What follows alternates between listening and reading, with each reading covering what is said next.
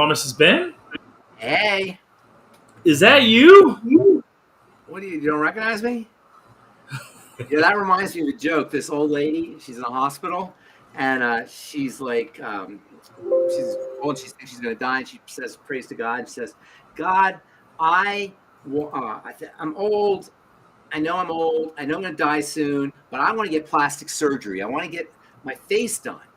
She's praying to God, and she says, I know I'm old. How much time do I have? Can I go get a facelift? Is it okay if I go get plastic surgery? And the guy said, oh yeah, Helen, you got lots of time. And so she goes and she gets her plastic surgery and her facelift, and she's gets out of the hospital, and she goes across the street. She can't wait to show her friends at the coffee shop she's heading to, and boom, she gets hit by a car, and she dies.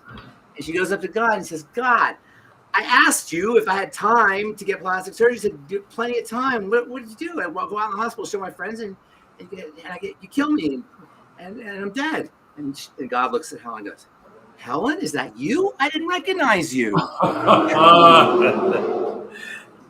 That's pretty funny. The perils of plastic surgery. All right.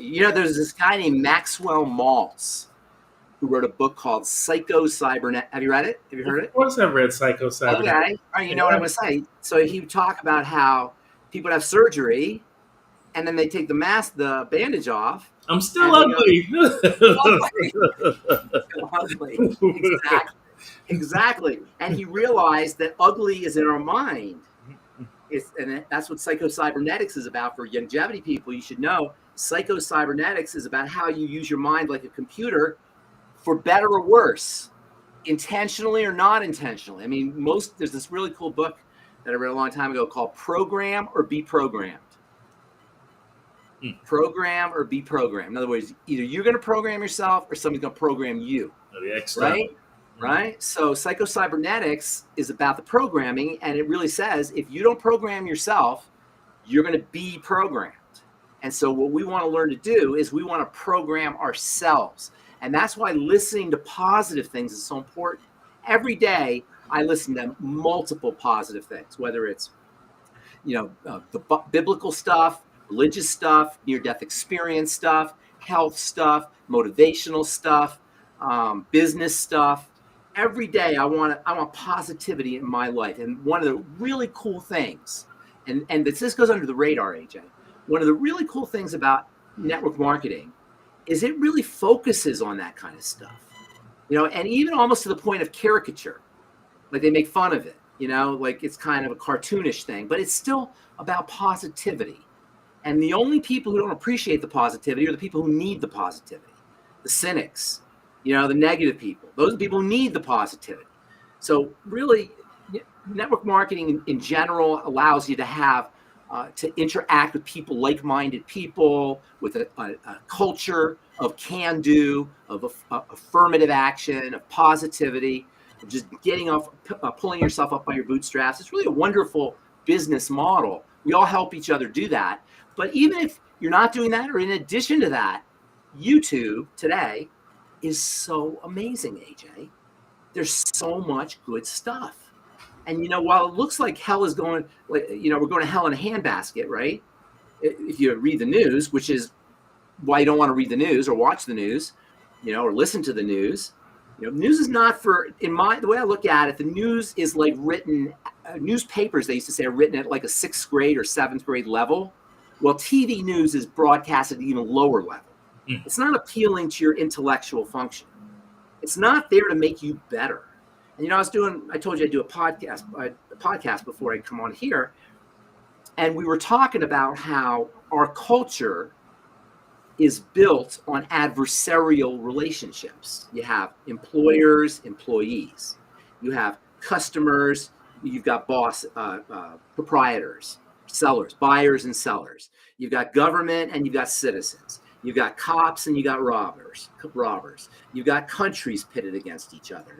Even when we play games, we have teams pitted against each other. Everything's pitted against us. And that's how you have to look at the world. Is if somebody's trying to tell you how great what they have is, ask questions. If somebody tells you how great longevity is, ask questions. We love it when you ask questions. I can tell and that's why I go out of my way to help understand mechanisms and how everything works. What we're talking about here is it passes the smell test. It passes the sniff test. You ask questions. But if you ask your doctor about Skyrizi or Stelara or Dupixent, can he make the same claim? Repatha, these drugs that don't do anything to get you healthier. Oh, but we know 70% of people lived a 20% longer life and had 13% less inflammation and 12% less bowel movements, blah, blah, blah, blah, blah, blah, whatever it is. They give you all the numbers, but you're not going to be healthier, period, if you take a drug. And so when you ask questions of somebody who's a purveyor of poison or pharmaceuticals, you're going to get questions that probably, or you're going to get answers to your questions that probably are going to dissuade you from participating. But we don't do that. We trust the drug company. We trust McDonald's.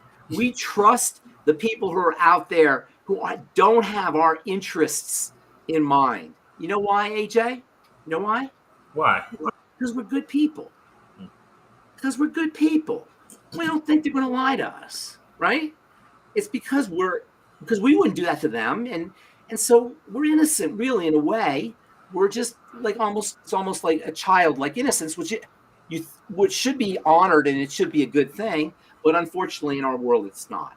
So wise as a serpent, gentle as a dove. Yeah, naivete is definitely taken advantage of. They take advantage of naivete, absolutely. And in the Bible it says, seeing as how we're mentioning the Bible here, as you've done to the least of me, so have you done. So as you've done to the least of men, so have you done to me. In other words, when you don't treat people right who are meek or mild, innocent, vulnerable, that's like violating God. And that's how I look at it. Those are the people who need extra love and care, not to be taken advantage of, but that's the world we live in. Can't believe you just invoked the Beatitudes on Pharmacist Ben's Bytes. Look at that. Dude, I'm all about it, man. Loving me some Jesus. You got to be careful who you these days what you say. I don't know. Yeah, you know what? I mean, so yes. A concept that you talk about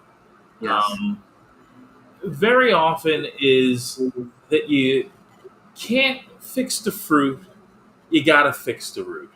Yes. And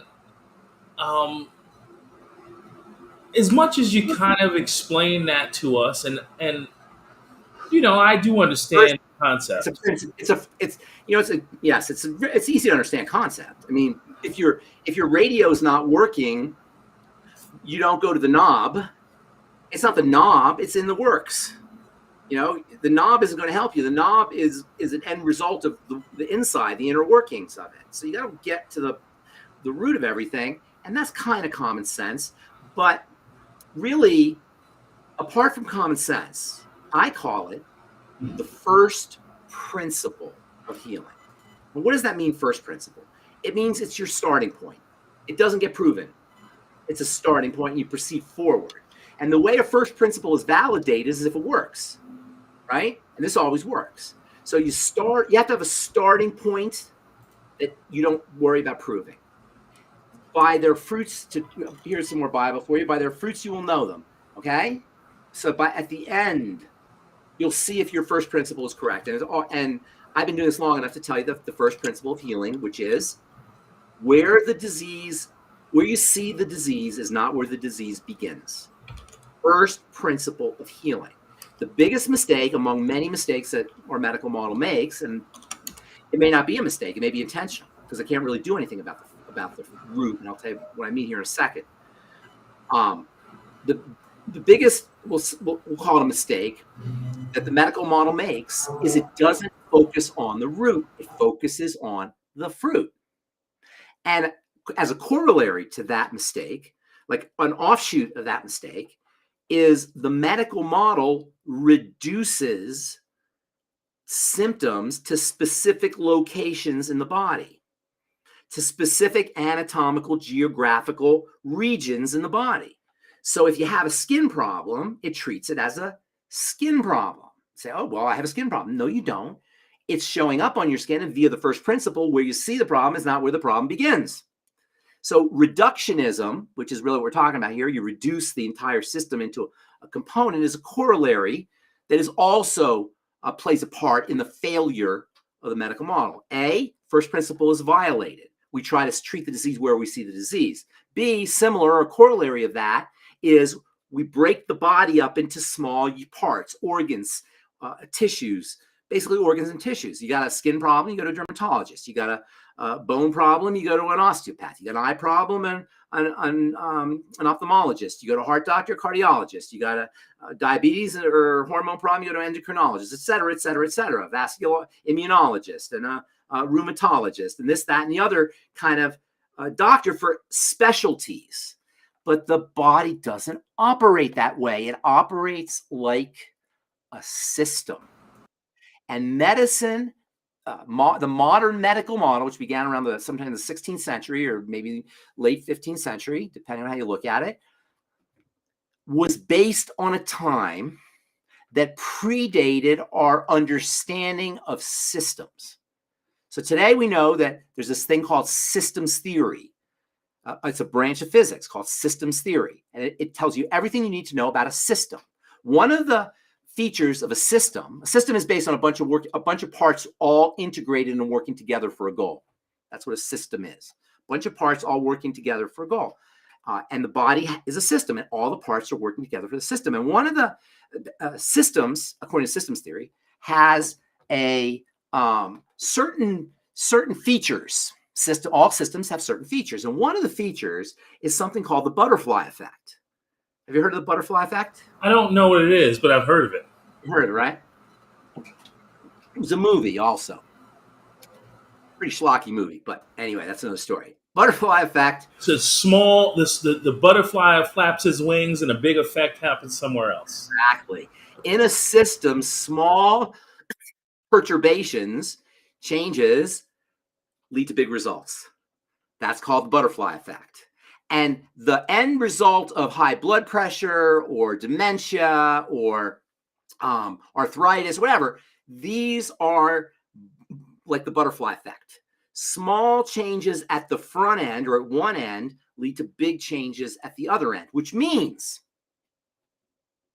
that's for better or worse. For worse, if you tweak the system with sugar, you're going to end up with high blood pressure and cardiovascular disease and dementia and a whole bunch of other things. A small little change in your blood sugar from 80 milligrams per deciliter to 140 milligrams per deciliter for a long period of time is going to give you dementia and a whole bunch of stuff. Leaky gut, same way. There's a bunch of little things that can happen at the front end or at one end that lead to tremendous changes in the system at the other end. That's the butterfly effect. However, and this is really cool, the opposite is also true. Small changes at one end in a positive sense, will create positive changes in a larger space or in a larger range. So taking in essential nutrients, for example, or taking even just one or two essential nutrients if you're deficient in them, can create massive changes on the other end of the system. And that's called the butterfly effect. And that's one of the features of systems according to systems theory. Another feature of systems theory is the theory of coherence, or the concept of coherence. Coherence and its opposite, incoherence or decoherence, is when all the parts of the system are working coherently. What does that mean? To cohere is to form a unit. And so in a healthy system, every time the heart beats, the adrenals do something, and the blood and the digestive system does something, the brain does something, and on. Trillions and trillions of somethings happen every time the heart beats. It all happens harmoniously. If you think a thought, almost like a kaleidoscope of energy is in your body that changes instantly. That's called coherence. All the parts are like a whole. So that a good example of this would be structured water. You ever hear structured water? Water in your body, or water in general, comes as a bunch of water molecules. But there's a type of water where all the individual water molecules operate like a unit. And when I touch one water molecule on the top, the one on the bottom moves too. And it moves like a unit. A bunch of water moves like a unit when it's coherent. You don't think of water moving like a unit like this, right? When I pull on this end moves. But that's the way the water is in the body. I call it magic water because it's so amazing. It has this ability to transmit information across the entire body of water so that it operates as a unit. It's coherent. That's called coherence. When we're sick, guess what we are? We're incoherent. Incoherent. Sickness is a systematic phenomena. It's the end result of all the parts being out of whack. Now, in such a case, when you have a problem because all the parts are out of whack, what do you think is going to happen when you remove the gallbladder? Is that intelligent? You already got a system that's all out of place. Now we're going to take something out of it. Do you see? Now, are they idiots? Are they stupid? Are they retarded? No, none of that. It's just that, no, they're none of that. Don't be saying that. No, they're not. No, they are not retarded or stupid, AJ. That's AJ. Don't put it on me. Don't put it on me. Not me. But AJ I did have a commentary about what you just said. Yeah, but let me just finish real quick. It's not that they're retarded or stupid. It's that the systems theory started in 1940 and 1942 or right around then. The medical model started in 1492.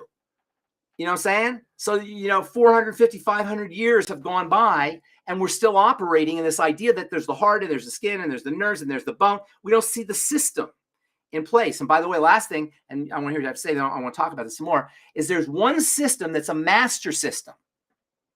And there's another system that is a control system. Master system in that it has, it's responsible for a bunch of different things. The control system is where that leads to everything else. So the two main systems in the body, and there's a few other really important systems, but there's two main ones. And then go ahead. I want to hear what you have to say. No, talk about the two main systems. No, you had something. I interrupted you. I feel bad. Go ahead. Or you forgot? No, I was. You forgot. Of course I didn't forget. I was just going to mention that it's amazing to me that 1 out of 4 people I speak to nowadays don't have a gallbladder. Is that really seriously that much, anecdotally, you think? Maybe 2 out of 10, 1 out of 5. I mean, it's really a lot of gallbladders. There's a lot of gallbladders extracted out of Americans every year. Hundreds of thousands, probably. There's a lot of, it's a big business. And by the way, adversarial relationships, I don't want to make anybody mad at me or get us kicked off of, YouTube. But in terms of adversarial relationships, I'm just going to say this. There's a lot of money to be made in surgery. A lot. There's the money the hospital makes. There's the money the insurance company makes. There's the money the drug companies make. There's the money the staff makes, the anesthesiologist makes, and the surgeon makes, and the nurses make, and everybody's making money. It's a living, and you don't have a gallbladder, or you've lost part of your intestine. And I'm not saying, well, actually, I am saying, unless you have cancer, there's no reason to take your gallbladder out. If you have cancer, okay, but cancer is the one time you need to take an organ out. Now, the case can be made that, you want to really protect yourself from having cancer. That's a whole other issue. But once you have gallbladder cancer, which is a terrible cancer, all cancers are terrible, of course, or, colon cancer, whatever you have to have that taken out. That's the way the system works. Now, I'm thinking from my experience as a chemist and being in the health business for as long as I have, that probably there's mechanisms for getting rid of cancer without any help. I don't think we know all of the mechanisms. I certainly don't know all of the mechanisms, but it happens enough. Remissions happen enough that I think that there's got to be ways that you can tap into that. That being said, at this point, I don't know those ways, although I know some of the things that you can do, but I can't say that I know exactly how to do it. So you may need to, if you have a growth, then you may need to have that removed. But aside from that, your gallbladder is so darn important. Number one, it's part of the system. And as we just said, it's coherent. You can't take a part out and keep it coherent. It's just, that's not how systems work. But number two, the gallbladder does so many different things, critical things that you don't even that nobody even talks about. It clears out excess hormones and toxic hormones, whether they're toxic hormones from plastics. They call them xenohormones. You may have heard that. Have you heard this? Like plastics, yep. Emit toxic hormones, sunscreens, preservatives, shower curtains, new car smell, perfumes, fragrances. All of these, have, they call them xeno hormones, specifically xenoestrogens. Xeno means foreign. And so for one thing, there's the whole issue with detoxification. Bile is your detoxifying fluid. The more drugs you're on, the more you need bile. The more drugs you're on, the more sludgy your bile will be. The more food intolerances and leaky gut you have, the thicker your bile will be. The bile is very fascinating in the sense that here's how it works, okay? And I'll give you real quick on the digestive system. You eat a food, goes down your esophagus, goes into your stomach, grinds it up, and then it goes from the stomach to the intestine. And right at that juncture of the stomach and the intestine, that little juncture where the stomach meets the intestine is arguably the most important control point in the body for nutrition and health, and the digestive system and health. Why? Because right at that juncture where the food goes into the intestine, you know what I'm talking about? They call it the pyloric sphincter, right? It's at the bottom of the stomach. It's the top of the intestine. Right as the food is grinding up in your stomach, it's turning to mush. It's turning into what they call chyme. It's not food even. It's like this mushy stuff, right? And it's acid if you're healthy. It's got very low pH because your stomach is acidic. So it got acidic juices, hydrochloric acid. So it drops into the intestine. Right at that point, this amazing thing happens. You know what that is? Right where the acid chyme goes into the intestine, it gets hit with a blast of bile. And that bile is alkaline, highly alkaline. And in addition, and also there's the pancreas. You get bile from the gallbladder, you get pancreatic juices, both enzymes and such, and they're all very alkaline. And these alkaline substances from the pancreas and from the gallbladder, bile, doesn't neutralize. Yes, it does neutralize, but before it neutralizes, it fizzes it. It's like did you ever, when you're after Thanksgiving, did you ever have roast beef? What do they call it? Crusty stuff on the bottom of the pan. You want to get it off. You had to wash the dishes. You had to get it off. There's a trick. You put baking soda and let it sit, and then you put lemon, or you put soap and you put lemon. Why? What happens? The baking soda or the soap are alkaline. The lemon is acid. You get a fizzing effect, and that fizzing effect cleans up the grease. Right? Have you ever done this? It's kind of a trick. I'm familiar with what you're talking about. Okay. So, and then it neutralizes it. But first it fizzes. It reacts with it, right? And then it neutralizes. Then it's neutral and it doesn't do anything. But as the alkaline hits the acid, or the acid hits the alkaline, it breaks up fats. And right when that acid chyme hits the intestine and the bile and the pancreatic juice hit the chyme, fizz. And in that fizz, all the fats are released. All the fatty vitamins, all the phytonutrients, the phytohormones and carotenoids and flavonoids and resveratrols and lignans and all the different wonderful molecules that are in plants, not to mention vitamins D, E, A, and K, and the essential fats and all the other fats that are in the fatty food you ate. They get liberated, and then they get taken in, carried along in the bile. And then the bile then recirculates. The bile doesn't just get eliminated. Some of it does get eliminated, and this is how we eliminate a lot of toxins, which is a whole other story. But a lot of it, in fact, most of it, recirculates.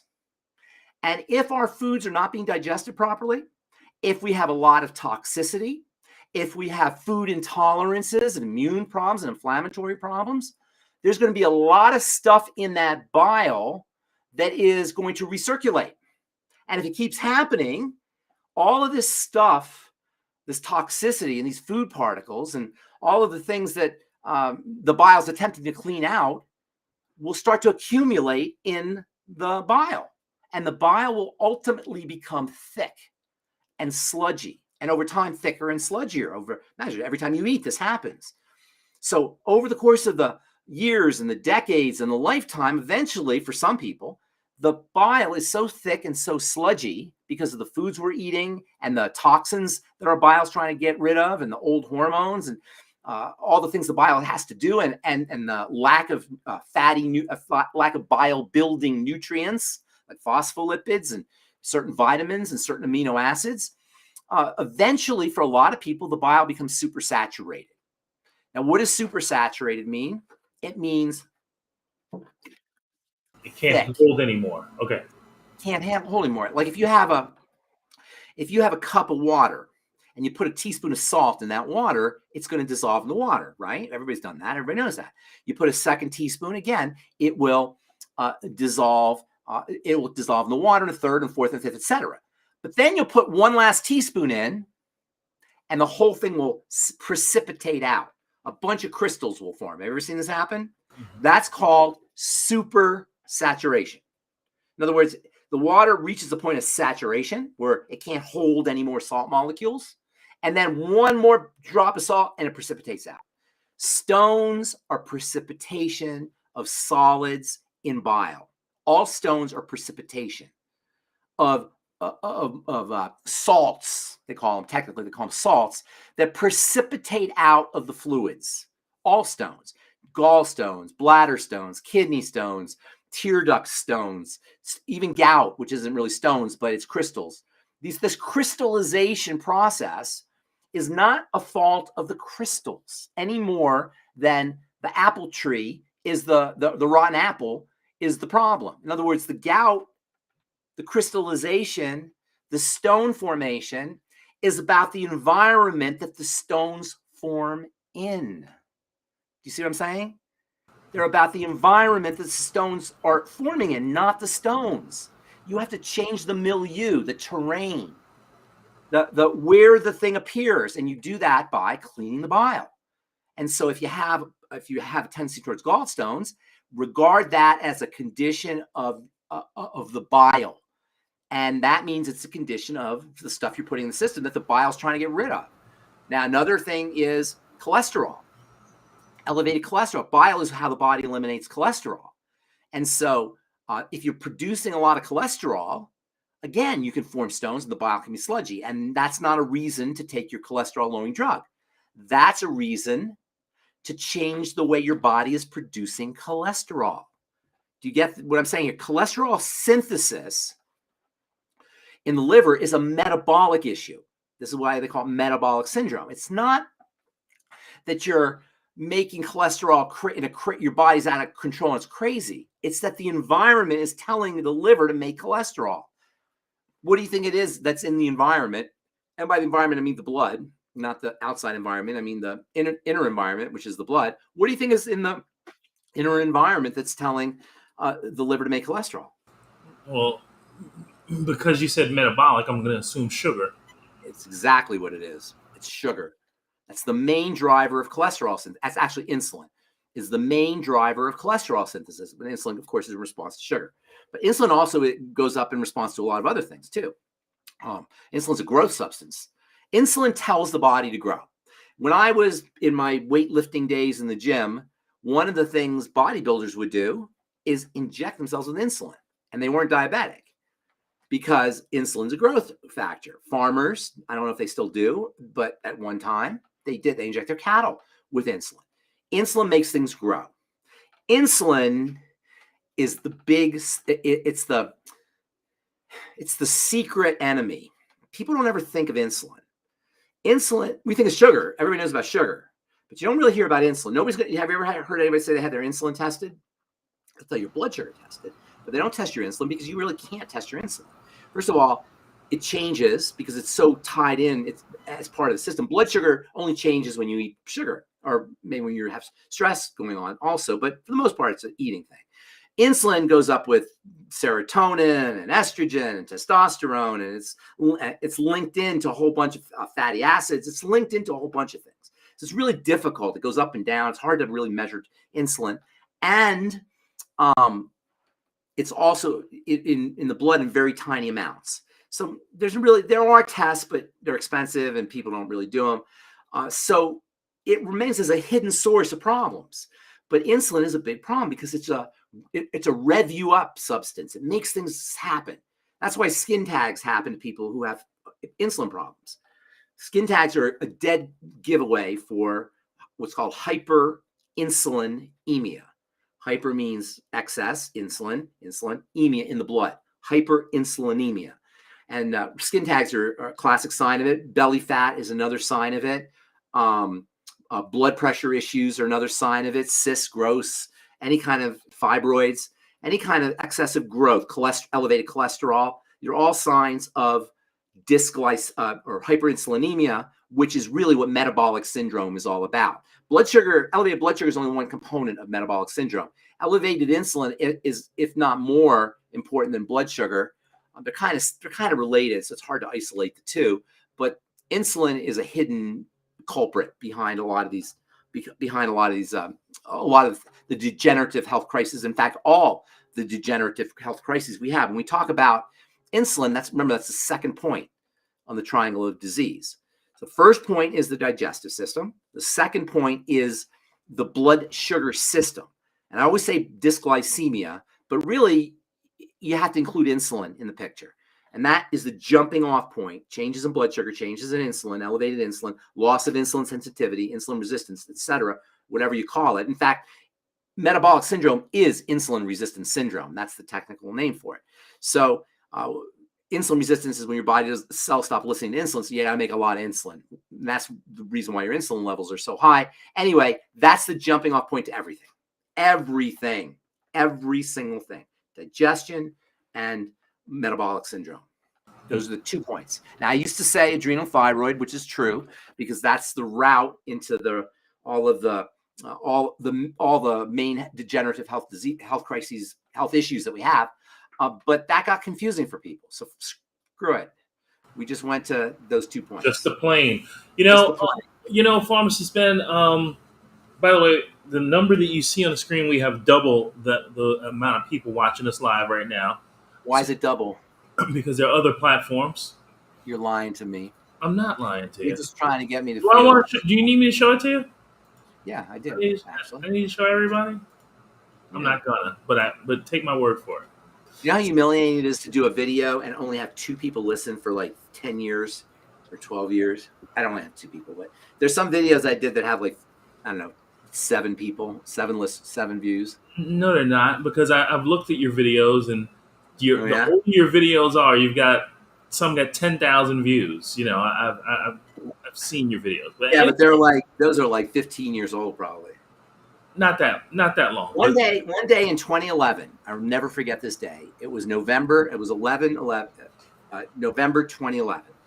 I decided I had to do videos. And that's just when YouTube started going, and it was going a little bit before, of course. But that's when, I don't know, for some reason I got the idea I should start doing videos. And I started doing it in 2011, and it's now 2025. So there are 14 years of videos out there. And I get to see what I looked like 14 years ago. And it's a bummer. It brings a tear to my eye. Let me tell you. All right, everybody. Everybody on the platforms, prove to Pharmacist Ben you're out there.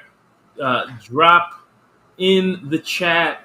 Tell Pharmacist Ben if you appreciate him or not. I don't want anybody. Or not. Let him know. It's funny you say that. It's worth his time. AJ, it's funny you say that because I want to talk to people who disagree with me.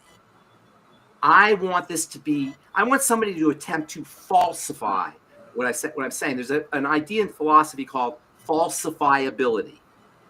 Have you heard this term? Falsifiability. And in science, you always want to push or give your theory a stress test. Push it into into various cases, various situations where it can be falsified, where there could be holes in this, where we're fine. So I say the digestive system and the blood sugar system are the 2 key points. Show me where it's not. Show me where the digestive system is not where the blood becomes contaminated, and show me where health challenges, degenerative diseases are not blood issues. Show me. Nobody can show me. What I'm talking about is unfalsifiable. So I want to talk to people who disagree with me. I want to talk to doctors. I want doctors to come on this show so we can talk about it. Okay. Well, we're not going to have Maury's show tonight, but So, Yes. some questions.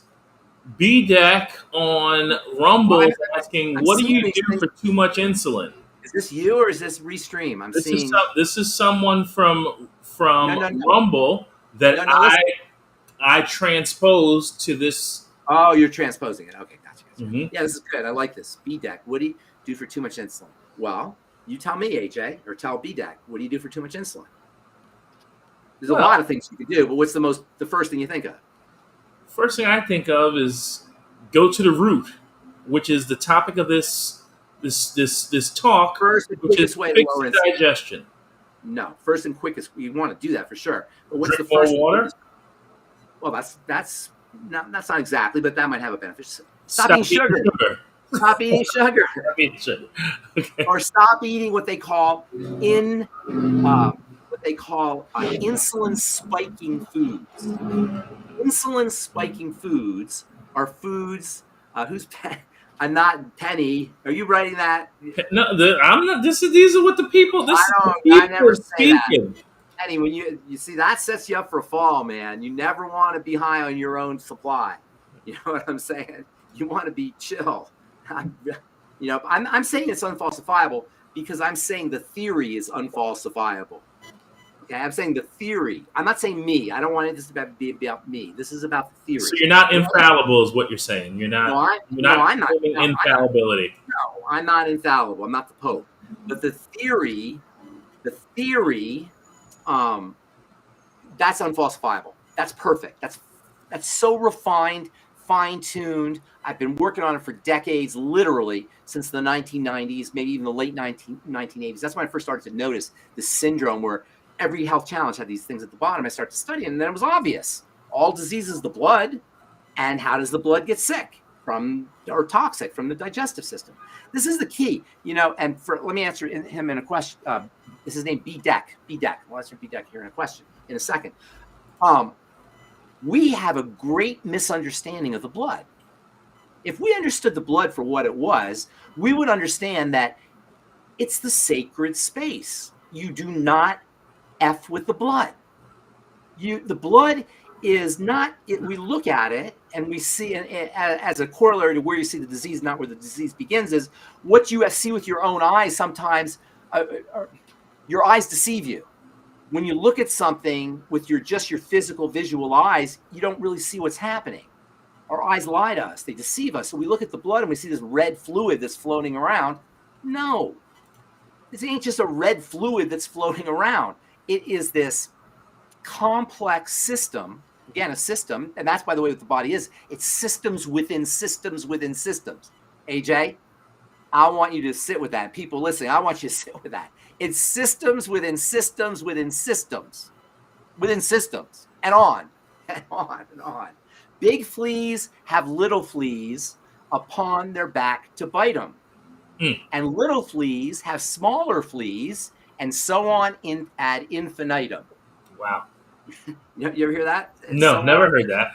Big fleas have little fleas upon their backs to bite them, and little fleas have smaller fleas, and so on ad infinitum. You know what, Ben? But it's so clear when you talk about mitochondrial dysfunction, and just to think about all the systems in that tiny system. Yes. Mitochondria. Don't get me started on mitochondria. We'll talk about that. Questions. Otherwise, I want to talk about that one too. That's not gonna. We're not gonna let that one slide. But right now, let me finish about the blood. So the blood it's a complicated tissue. It's loaded with various proteins and lipoproteins and minerals and electrolytes and vitamins and hormones and immune cells, and the whole thing has to be kept at just the right fluidity and just the right pH and just the right viscosity and just the right fluid level and just the right oxygen level and just the right temperature, and everything is held just so. All these different parameters are tightly controlled. And then you go and put stuff in it that it never saw before, or you flood it with stuff that it never had to deal with before, i.e. sugar and processed foods and toxins from the intestine. And what's going to happen, do you think? what do you think is going to happen? The system is going to get completely thrown off, and it'll adjust here and there. It'll try to, but we're constantly flooding the blood with all of this stuff. And this is where it all begins. And you cannot deny it. It is unfrickin' deniable. This is just how the body works. How the They're catching up with you, Ben. They're catching up. Okay, they're catching up. They are. The medical system, I mean, I see every day different studies. They can't deny it. They can't deny it. Somebody today, I did a talk for my friend Tom Chenault on Saturday, and there was a speaker up there who said, now doctors are getting nutrition. Finally, 10 years ago, 15 years ago, they started getting nutrition. Why? Because it works. You can't deny it. You cannot deny that the body is not a drug system, it's a nutritional system. You cannot deny that the blood is the source of all disease. You cannot deny that for most people, the blood becomes toxic and disturbed through a leaky gut. The exception, of course, is injecting, which is why any knucklehead who tells you to inject something through your skin into your blood that's experimental, that just trusts the science. Come on, Ben. You know where I'm going with this. You want to Please, run. man, we like the show. Okay, that's all I'm going to say. We like the show. You can read between the lines on that one. We got a lot of questions. B-Deck, I don't know if B-Deck understands what's going on, so just make it simple. B-Deck, real quick. Reduce your sugar intake, number one. Number two, use nutrients that help your body process sugar so you don't have to have insulin coming out as much. There's lots of them. And guess what we call them? Sweeties, or the healthy blood sugar pack. Healthy blood sugar pack, sweeties. I always throw in Fucoid Z, ultimate niacin, ultimate selenium. And then if you want to really go all out, throw in some zinc and some MSM. Make sure you're drinking lots and lots of Tangy Tangerine throughout the day for the thiamine, which is very important, and the niacin, which is very important. You'll get some niacin, of course, if you take the ultimate niacin, but also niacin and thiamine in the Beyond Tangy Tangerine, probably the potassium and the sodium and the electrolytes and everything in there. That's the best way to lower your insulin. Eat less sugar, use insulin potentizing nutrients, get on your Beyond Tangy Tangerine, Fucoid Z, and all of these other, all the other nutrients in the healthy blood sugar pack. Okay, and B-Deck, if you need to know where to go to get this stuff, go to dailywithdoc.com or call that number, 855-949-3377, and whoever answers the phone will be able to help you. Ben, we got questions upon questions, and you can't pull that I got to go on us. Okay, all right. Okay, Mosh Tag, our good friend for many years. Multiple myeloma, bone marrow transplant, takes meds. Now you're put yourself out of a job. Can everybody see these? Can everybody read these? Yeah, everybody can see it. Okay. Takes meds for multiple myeloma. Okay, there's tons of stuff here. Okay, multiple myeloma is a blood cancer. He had a bone marrow transplant. He doesn't say how he's doing with his multiple myeloma. Look, SSRIs are antidepressants.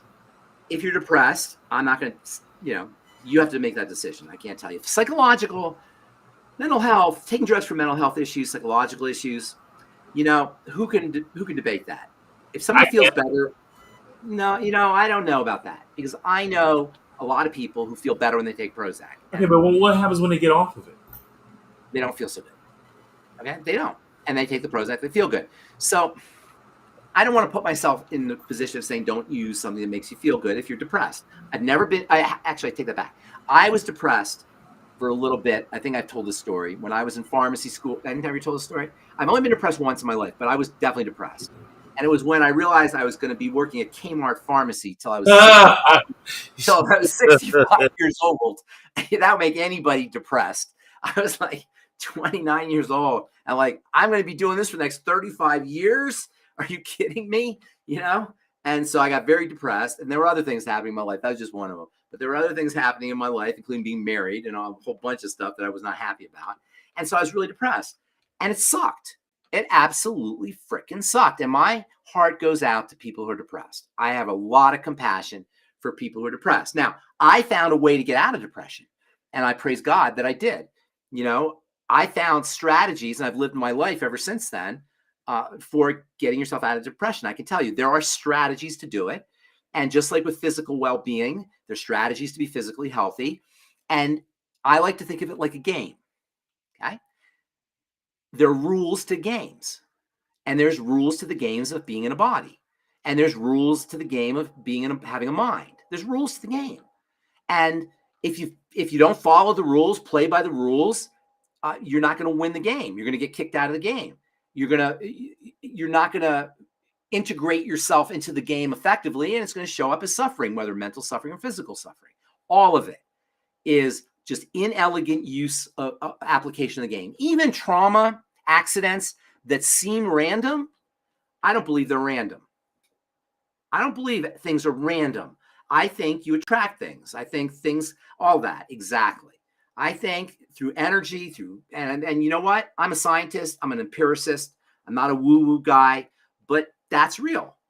How you think is real. Or how your life shows up based on how you think is real. Thoughts have a certain impact, right?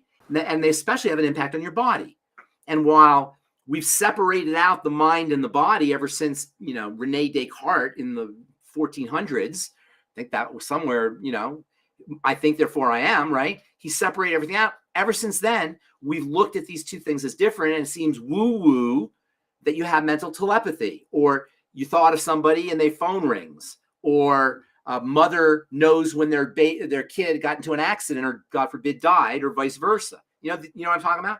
There are all of these connections that are made through the power of the mind, not to mention blood pressure changes and immune system changes and chronic pain and digestive system issues and vascular issues. So really that plays a major, major role, how you think. And I find the mind, understanding how the mind works and how the body works, to be an issue of programming and of following the rules. I guess my point was there's just not a good track record of any pharmaceutical drug doing a ton of help. Not, but you know what? If you're suicidal and depressed, if your kid's suicidal and depressed and they get on Prozac and they're not, what do? Say don't take the Prozac, right? Okay. So I don't feel comfortable saying that. So I don't ever say anything about SSRIs. Xanax the same way, but I can tell you that when you have metabolic issues, i.e. cancer,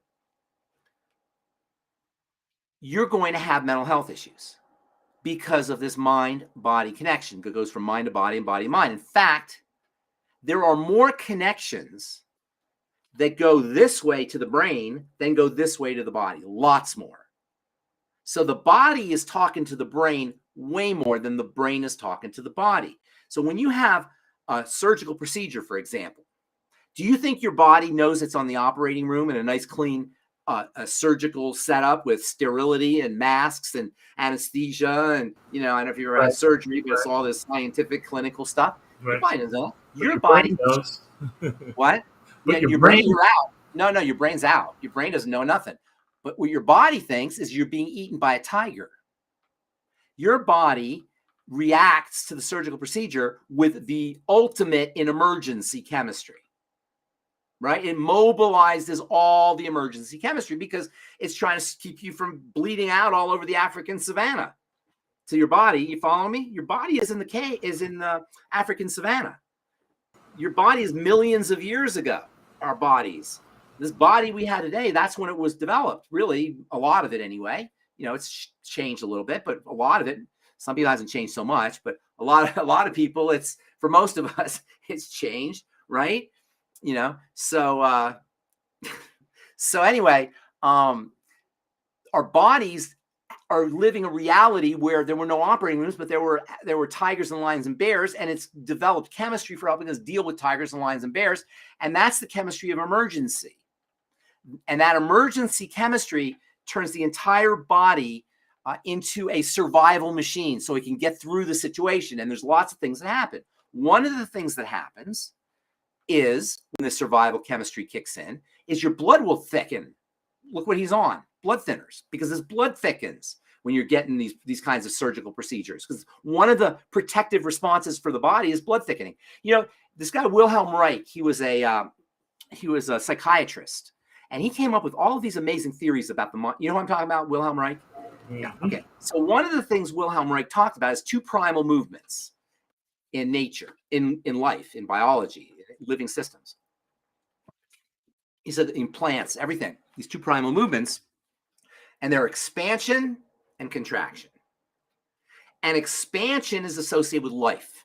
It's associated with livingness, with energy, with healing, with health, vibrancy, all the good stuff. In fact, you can't be depressed if you're expanding.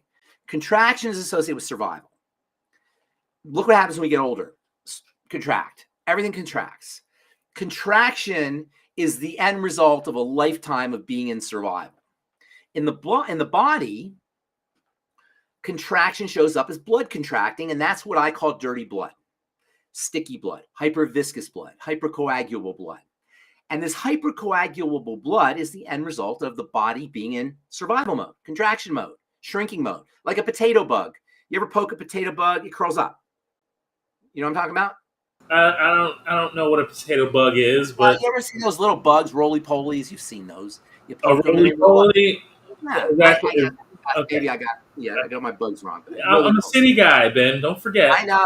Cockroaches. Cockroaches don't do that. Okay, so now I got cockroaches. Hey, I'm from the city. We had cockroaches. That's one of the reasons I came to Colorado. No cockroaches. Really? Well, there's a few here and there, but not like. I'm on my way. Not like the city. You turn the lights on and they all. You know what I'm talking about, don't you? I got boric acid. I don't know what you're talking about. Whatever. That got me the hell out of New York fast, man. They chased me out. I don't want to ever see that again. And that was routine. Growing up, that was routine. I never got used to it, but it was routine. Yeah. So anyway, everything contracts. The blood contracts. And one of the things that happens when we're in survival mode is we get anxious. And long-term anxiety leads to depression. So anxiety and depression and blood thickening are the end, and cancer, throw that in there too, multiple myeloma, are all the results of activated survival systems, activated stress systems, activated emergency systems, activated sympathetic nervous system systems. So as far as to answer this guy's question, anything in addition to gut and blood sugar, yes, everything. There's so many things. Anything you can put in your body to tell the body it is the most important word in both theology or religion and health. You know what that word is? Okay. Safe. You know, when we're safe, when our bodies feel safe, we're at our best. That's why they give you PTSD dogs when you come home from Iraq or Afghanistan. Because a PTSD dog, when you pet it, you feel safe. When you take care of something that's less, that's more vulnerable than you, non-threatening, you feel safe. And so, number one, we want to help everybody around us feel safe, always. Mothers, fathers, the most important thing you can give your kids is the sense they're safe, right? You know what I'm saying? The lack of the sense of safety in child rearing is one of the most damaging things that can happen to a kid. And we have a world that's populated by people who weren't safe when they were kids. You know, so helping others, especially kids, feel safe. Help everybody feel safe, especially the people who are less vulnerable, who are more vulnerable, less capable than us. And you want to let the body know it's safe. When the body is safe, it activates the safe nervous system, which is your rest and digest nervous system, your parasympathetic nervous system. When the body's not safe, it activates the emergency nervous system, which is the sympathetic nervous system. And just like all disease is cell disease, unfalsifiable, all cell disease preceded by dirty blood, unfalsifiable, all chronic degenerative disease is marked by an out of balance sympathetic to parasympathetic nervous system relationship. The sympathetic nervous system is overriding the parasympathetic. Now, you need them both.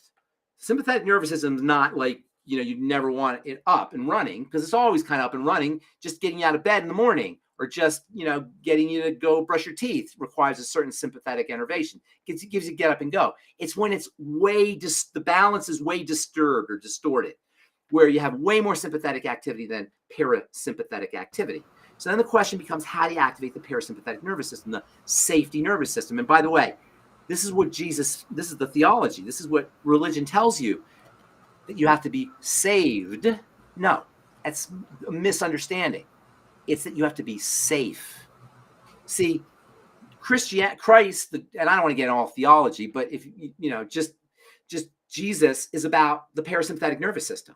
I call the parasympathetic nervous system your love nervous system, your healing nervous system, your safety nervous system. It helps you digest your food, have good bowel movements, improves creativity and imagination, takes you out of the back of your brain where you're angry and you want to fight or flight. That's the amygdala. And puts you in the front of the brain where you're kind and gentle and make good decisions. It's important for a healthy heart. It's important for wound healing, helps stimulate collagen production. I mean, everything. Lowers your blood pressure and builds and grows and repairs muscle. Everything, all the good stuff, parasympathetic. The sympathetic nervous system raises your blood pressure, redirects your blood flow to your extremities and away from your viscera, from the center part of your body, turns on the inflammatory response, shuts down digestion in the liver and slows down growth and repair and suppresses the immune system and redirects blood flow to the back of your brain. And I forgot to mention sex. The sympathetic nervous system shuts that down. The parasympathetic nervous system turns that on. Anything you can do to get parasympathetic is going to be in your health interest, especially for this guy, because his body has been through the ringer. Think about this guy's body. He had a bone marrow transplant. He had cancer. Of course, his body's not going to feel safe, and ultimately that's going to get communicated to the mind or the brain, and everything's going to be in a non-safety mode. And let me tell you this. And after you've been doing this long enough, and I've been doing this long enough, and I've talked to enough people and seen enough cases, you start to notice things and hear things. And I can tell you one thing right now. This is a guy who, when he was a child, did not feel safe. Guaranteed.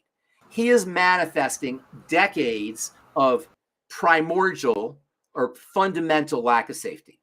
Now, I'm not a psychiatrist and I'm not a therapist, so I'm not going to really talk to him on those levels, but he should know that until those fundamental issues are being addressed, he's going to have health issues because they're kind of the ground. There's soil where everything comes out of.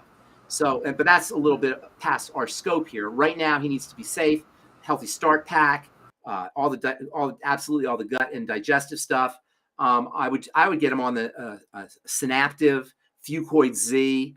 What else would be good for this guy? Health.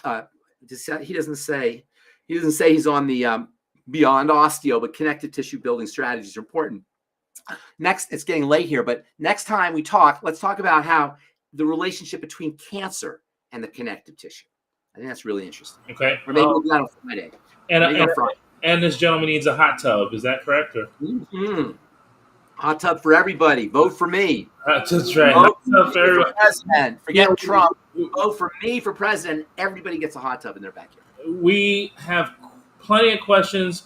Please ask Pharmacist Ben tonight what he thinks about endoscopy and possible risks with the procedure. I've got an appointment for it. I imagine they need an endoscopy. They don't just do it. So he probably they're worried about like Barrett's esophagus. I'm assuming they're doing it from the top down. This is her, and she doesn't want to discuss, but okay. Fair enough. So yeah, you want them to see what's going on, and while you know my position on the medical model, there's times when you need to have it looked at. You got to see what's going on in there. So I would have if they say they want to do an endoscopy, I would be doing an endoscopy. I wouldn't even be asking questions about it. Can problems happen? Absolutely. They don't happen very often, but yeah, anything can happen once you're sticking things in your body and you're having procedures done, but it's rare. So I wouldn't necessarily concern, you need it done.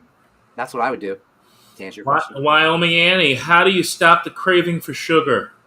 A lot of ways. First of all, there's the psychological ways. I don't know if you want to go there because we just went all psychological and other things. So there might be too much psychology, but there are psychological ways because sugar activates dopamine, reward chemistry, and you can get addicted to sugar via neurotransmitters. In other words, we get addicted to certain neurotransmitter highs, and it's unfortunate. The body's didn't evolve with a lot of sugar.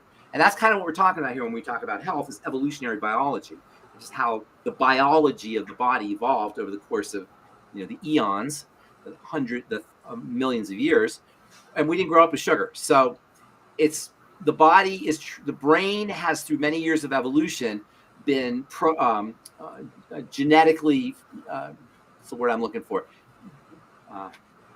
Whatever that word is. Adjusted or conditioned. Modified. Yeah, I don't know what the right word is there. But to be sugar hunters, to crave sugar, to find sugar because you need sugar. So the situation we created over the last 150 years, maybe starting about 500 years ago when we really started to get into sugar. Sugar used to be medicine. Sugar was considered to be medicine in the Middle Ages, literal medicine. It was that powerful, and it's considered to be really powerful. Pure sugar. They used to have sugar in honey. They used to have sugar in honey and dates and fruits. But when they started to figure out how to get sugar extracted, and it's very intense chemistry to do that, sugar became like serious medicine. And then when they figured out how to do it industrially, it pretty much changed the world. The relationship of our drive for sugar and geopolitics and geopolitical history is, they're integrated in each other. The history of sugar evolved as our world evolved. So sugar is a very, very difficult thing to get off of without addressing this part of your body. Getting dopamine through other ways, getting pleasure through other ways. We get pleasure and dopamine, which are very important, blissful, happy neurochemical drives. Dopamine for motivation and reward, pleasure for just feeling good. It's called hedonia.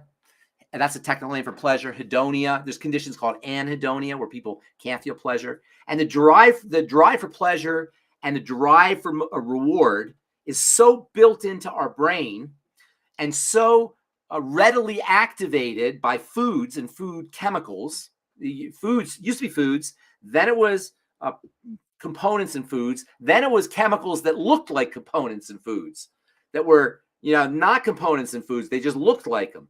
And that's what we have now. And we've figured out a way through food modification and through food technology and food science, how to create foods that are like homing units. They just home right in to the dopamine neurons and the endorphin neurons and the serotonin neurons and the oxytocin neurons and the cannabinoid neurons and all of the neurochemistry associated with pleasure. And they're stuck in the food and they're added to the food. They're not just in the food, they're added to the food. And then the components that are like sugar that are part of the food, they're amped up. So we're subsisting in a world where all the foods have been tweaked to screw with our brain, to screw with our chemistry, even the fruits, natural foods. The vegetables and the fruits are genetically modified, so the bitter stuff is taken out and the sweet stuff is increased. You know what I'm saying? All the medicine, absolutely. The bitter stuff. So it's really tough with foods and with sugar. Get your mind right is the first thing. There are things you can do nutritionally. Glutamine is a great amino acid for sugar cravings. And I would be using glutamine. Using the B vitamins can help your body process the sugar, particularly vitamin B1 and B3. And there's certain minerals that can help the body process sugar. And all of these can be, they can help you get more bang for your buck, more value from your sugar. So you might not need as much sugar. So I would be doing glutamine, B vitamins, magnesium, zinc, selenium, sulfur, sodium and potassium.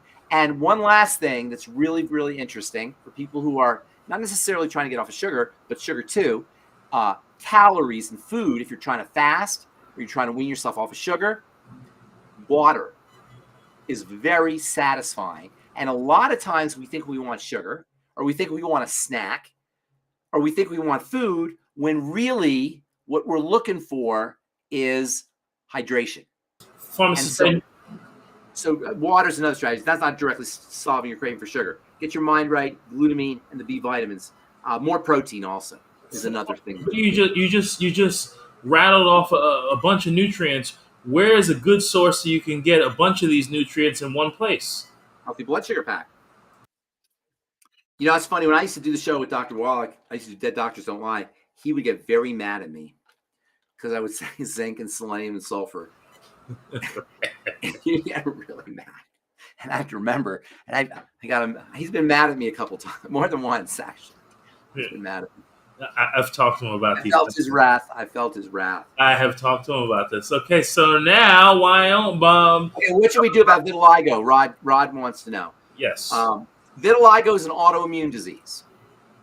Autoimmune diseases are when the body's immune system uses parts of the body as a substrate for its armor, its weaponry, and it could be the joints, and that's rheumatoid arthritis.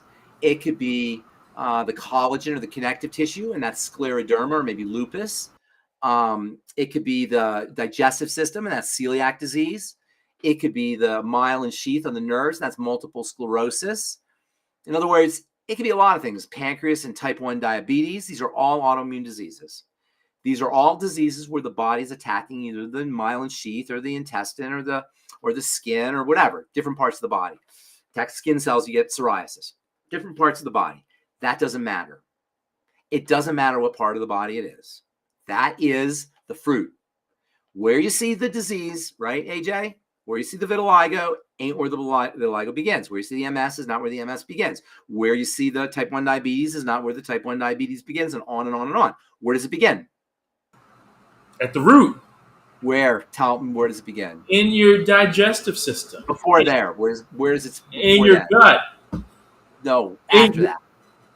After that. It begins, or before, depending on how you look at it. It begins in the blood. Okay.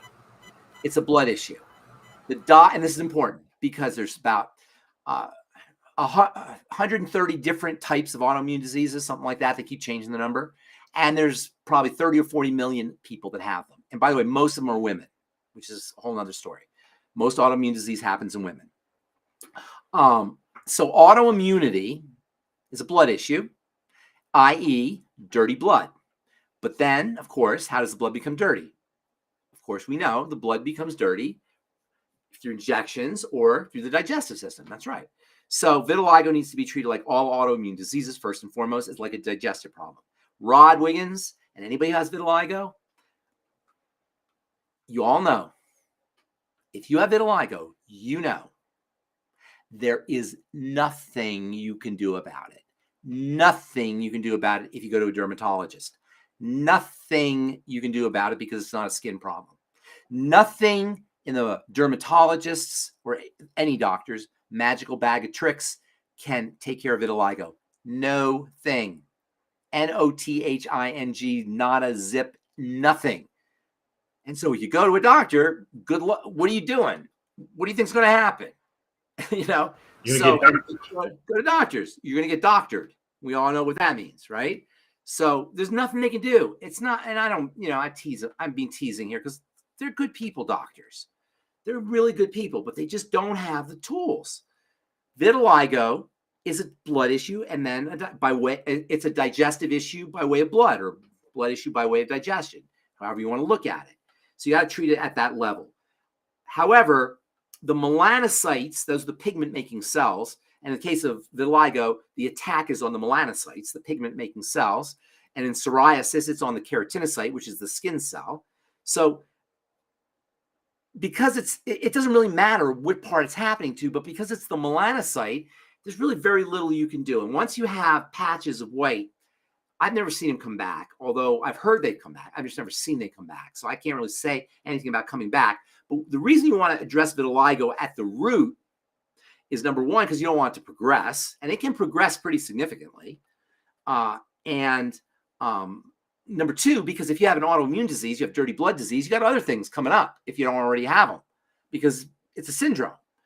A leaky gut syndrome is really what we're talking about here. Now, I was going to tell you, Michael Jackson, have you ever seen vitiligo? Of course. There's a famous model now who's got vitiligo. That's awesome. That's awesome. It should be normalized. It should be normalized, but it's not their fault. And people should not be stigmatized, I should say. So here's the deal. I was going to tell you about Michael Jackson. He had vitiligo, and he decided, or his dermatologist decided, to make his whole body white, and that's why his body was white. is he was trying to address his vitiligo cosmetically, because that's all they could really do. Just as an aside. So we're going to address our autoimmune disease by fixing the gut and cleaning the blood. Always. Listen, you guys, what's the worst disease smart people suffer from? Overthinkitis. Don't overthink. Do not overthink. You overthink. We overthink at our peril if we're sick. And if you go to a doctor, as much as I love my doctor friends for your vitiligo, there's nothing they can do. Can light therapy help the systems of the body? Well, it depends what you mean by the systems. And yes, light therapy is amazing. And I don't know what you mean by the systems, but yes, light is amazing. Light therapy can be very helpful. I know I have actually a friend who has a light therapy franchise studio that he franchised. They're all over Colorado, and they get tremendous effects, healing effects. So yes, I'm a fan of light therapy, but light is really to be respected. You know, first thing in the morning, you want to look up in the sun, not burn your eyes or anything, but you want to get the sun, as much sun hitting your eyes as possible, because light coming through the eyes is very important for mental health and circadian rhythms, and ultimately for hormonal health, systemic hormonal health, and for overall health and longevity. And there's a lot of people believe, including myself, that the fact that we have changed the way, just like we changed our food supply, we've changed our light supply. I mean, think about the light. 150 years ago, where was the light coming from? You know, candles and lanterns, right? And then all of a sudden, 1880, 1890, electricity completely changed everything.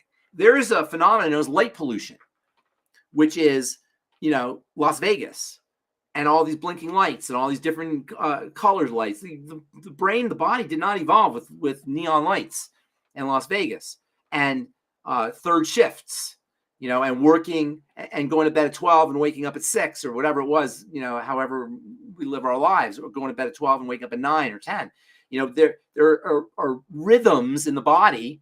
They call them circadian rhythms because they go in a circle, like a cycle every day, that are tied into sunlight.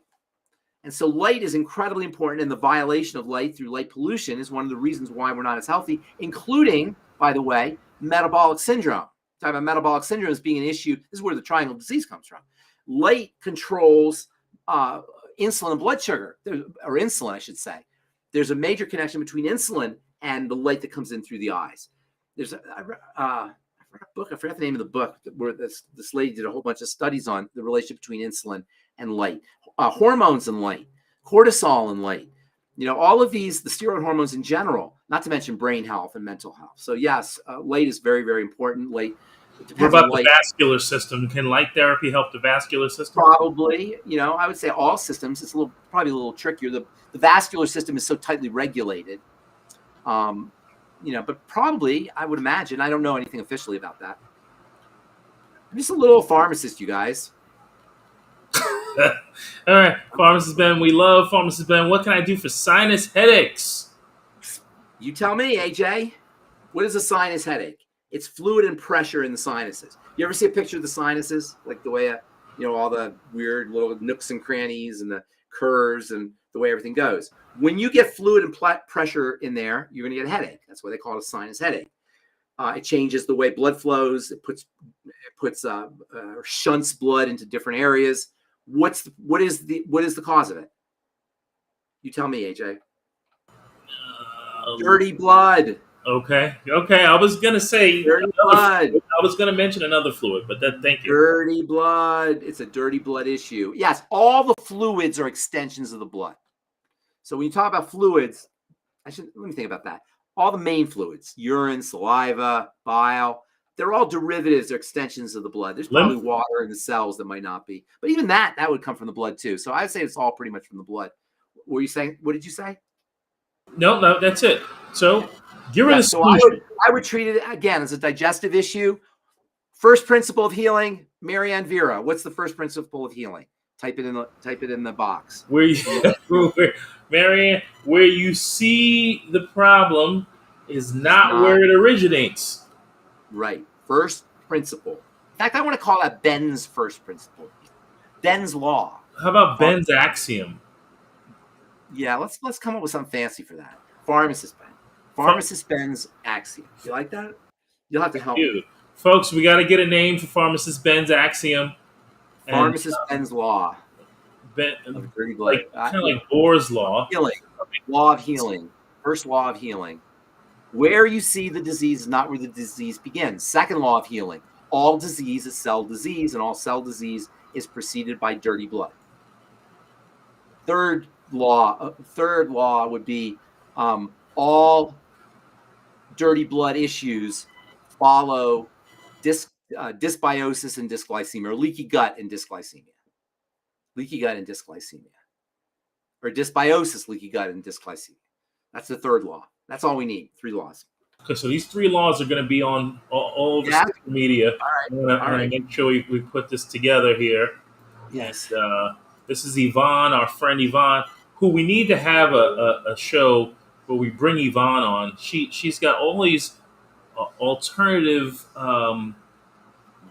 modes that she uses, and it really helps people.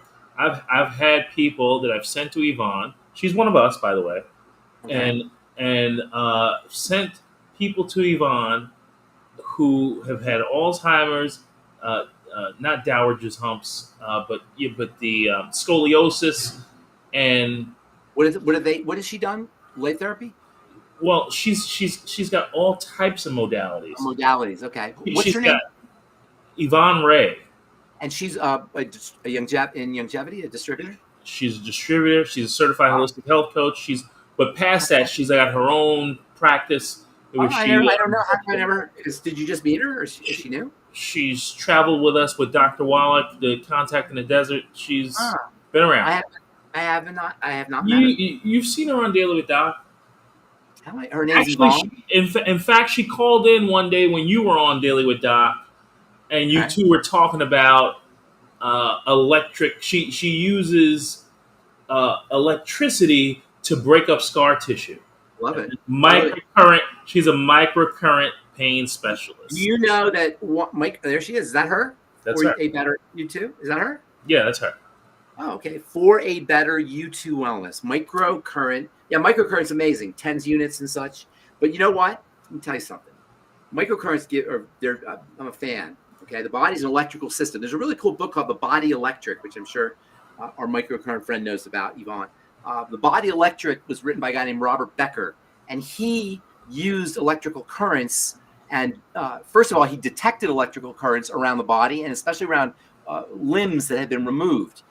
And he noticed that when they changed the electrical milieu of, we met Ben on the farm at Glen, maybe that's Farmer Glen's place. I think I'm at. All right, we'll have to talk because I vaguely remember that. Anyway, you got all this just distracting me having these messages up here. So, Robert Becker talked all about electricity for wound healing. There are 10s units. Yvonne says hers is not a 10s unit. There are other units. But what I was going to say is one of the most important features of this here product, which I love so much, beyond Tangy Tangerine, let's show it in the camera here, is it's electrical.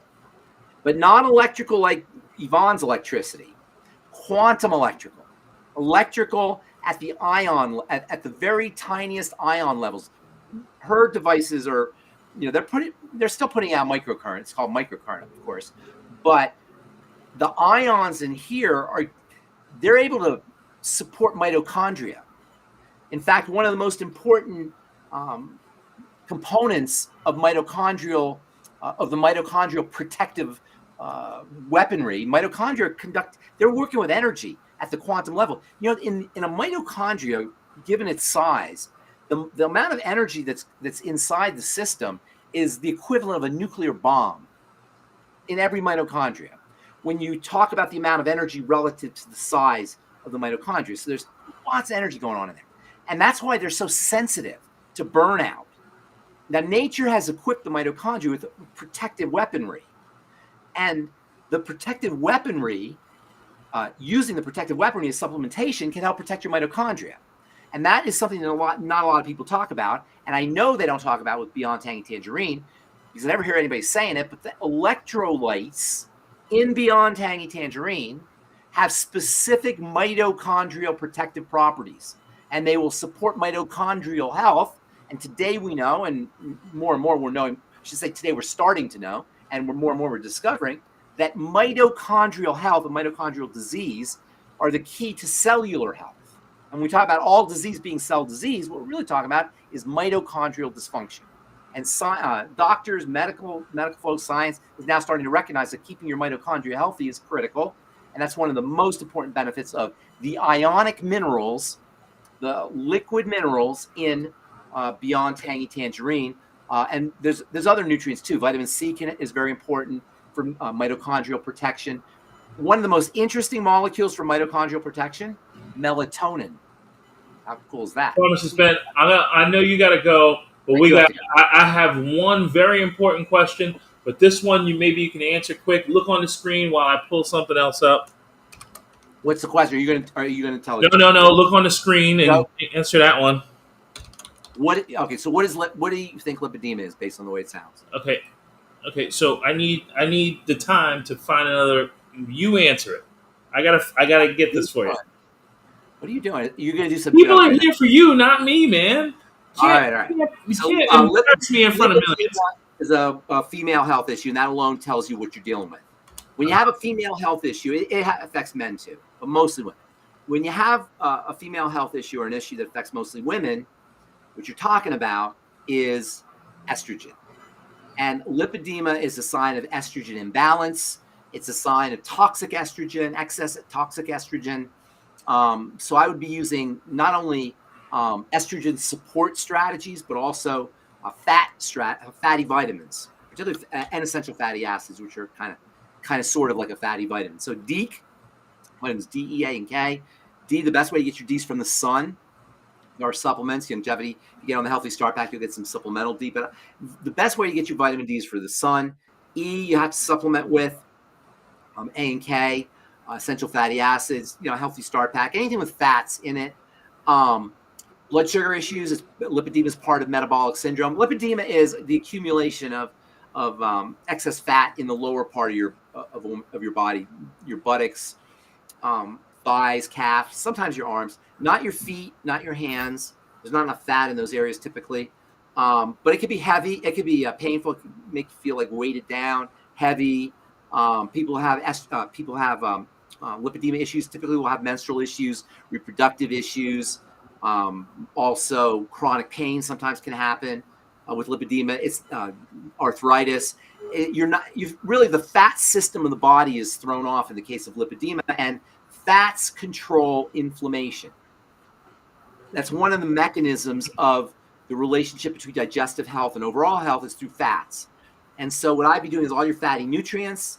Vitamin B3, niacin is not a fatty nutrient, but it supports fat metabolism, staying away from anything that turns on fat synthesis, triglyceride synthesis, or that breaks down connective tissue. Glycation is one of the ways connective tissue breaks, so treat it like part of metabolic syndrome. All roads lead to the first 2 points on the plane of disease, are the only 2 points. Is that the second law or the third law? I forgot already. That is the second. Pharmacist Ben, I need to show you a picture, and I need your help here. What do you think about this photo and what we're looking at there? I think you're looking at a lot of evil juju that's coming out of the.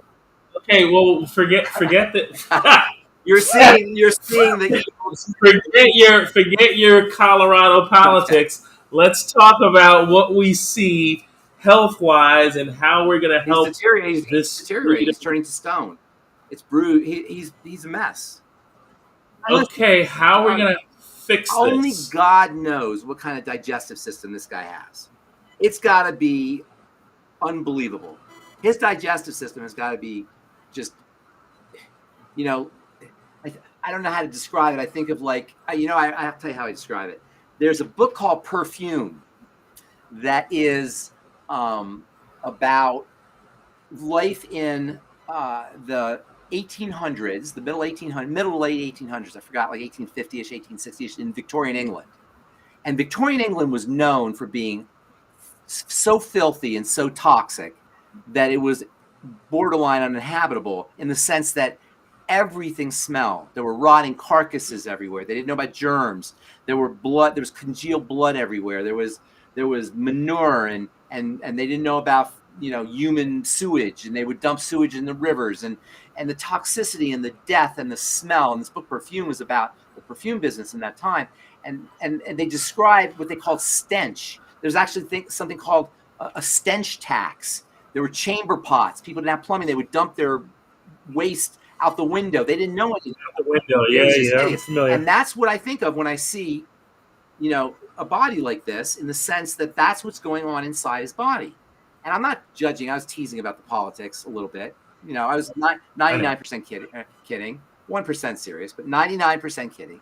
The point is that I don't know the guy, obviously, but I know what he eats. I mean, I've heard what he ingests, what he eats, and how he lives his life. And while he doesn't do toxins and drink, I'm sure he does. He's on prescription medicine, I'm sure.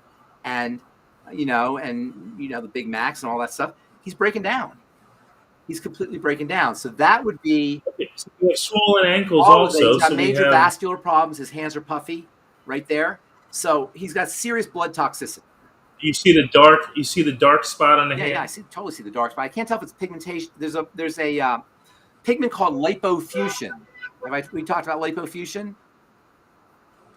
Briefly. I don't have a lot of time to talk about lipofuscin, but lipofuscin is aging pigment, and it's a sign of deterioration and breakdown. And honestly, based on his body and when I see the cankles and the way he moves and all that stuff, this guy does not. He's close to the end. He's 79. I keep hearing people say that. I'm asking you, how do we fix it? Tell him to put him on the Healthy Start Pack. Tell him to call me. We can fix him. Let me say this: we can begin the reversal process right away with this guy. But he's going to doctors. He's going to the best doctors. Those are the worst doctors, or the best doctors. The places where you have the best doctors, you have the worst healthcare professionals, because they're so bought in. Not everybody. That's a broad brush. I'm painting with a broad brush there. That's a generalization, because there are some very good research-minded physicians out there, but a lot of the really mainstream ones he goes to see, and so how am I going to help him? Give him on the nightly essence, get him on the Healthy Start Pack, tell him to do a food diary. Same might help you or anybody else. I-26, absolutely. I forgot to mention that for vitiligo. Thank you for bringing that up for autoimmunity. All right, that was a nice long. Pharmacist Ben, I appreciate all the extra time you gave us tonight. You are the man, officially. Every week you give of yourself, and everyone appreciates you. And on Rumble, Lil Lutska, if you want a question answered, please email us at questions@dailywithdoc.com. I am going to put that, or you can call our phone number and speak to a certified holistic health coach at 855-949-3377, or questions@dailywithdoc.com, or 855-949-3377. Pharmacist Ben Fuchs, everybody. Give him a hand. All right. Give AJ a hand. Give AJ a hand. Yeah, give AJ a hand. And everybody, thank you. We got thank you. Thank you so much. All right, everybody. Everybody's appreciating you. And Pharmacist Ben, we're going to take it out. Any last words? Yes, last words.